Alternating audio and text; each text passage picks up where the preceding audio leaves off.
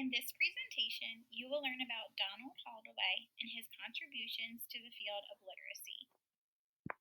In 1951, Donald Holdaway graduated from Auckland Teachers College in New Zealand. Holdaway spent his early years as a primary teacher. During his time in New Zealand, he taught disadvantaged students from a small community called Maori. It was through this experience that he developed cooperative reading or shared reading. Later on, Holdaway fused his passion for teaching and knowledge of reading and founded the Auckland chapter of the International Reading Association. He collaborated with researcher Marie Clay to help build a group for reading teachers across New Zealand. He continued his professional career as a researcher, author, and professor. During his retirement, Holdaway focused on revising one of his books called Foundations of Literacy. Even though Holdaway passed away in 2014, his contributions to the world of literacy are still present today. One of Holdaway's most significant work came from working with children in a small community in New Zealand. At this time, he founded the shared reading approach. He is also known as the father of big books. Also, Holdaway developed the natural learning model. Holdaway's theoretical orientation is founded on the theory of literacy development. Holdaway believed that reading should start in a child's home and continue in school. The theory of literacy development is seen as a shared experience between an older child or adult and a younger child. During shared reading and the natural learning model, students have repeated exposure to books. A shared reading experience should make a child feel like they are sitting with an adult in a comfortable setting. For this reason, Holdaway strongly encourages teachers to use big books so students can see the enlarged pictures and words.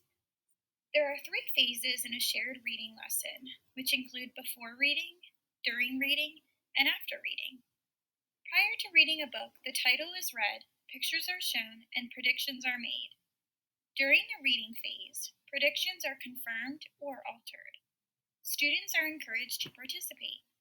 For example, with a pattern book, a teacher may leave out the repeated phrase to have students participate. Post-reading includes comprehension activities that involve students to think critically about the text. The 3 phases help students dive deeper into the text. The text can be revisited multiple times. Now that you have a foundation of what shared reading is, click on the Edpuzzle link.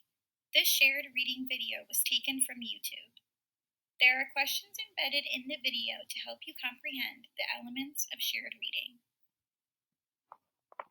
For the purpose of this presentation, I am using literacy as an example of the natural learning model.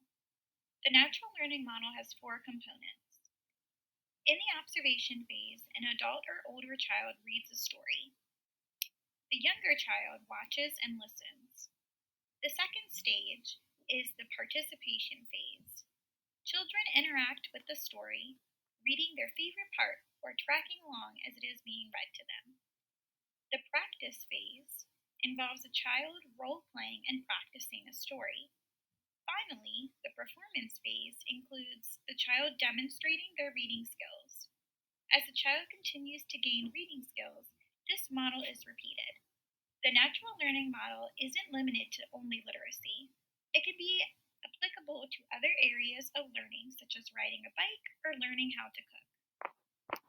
Now it is your turn to show what you have learned in the previous slide.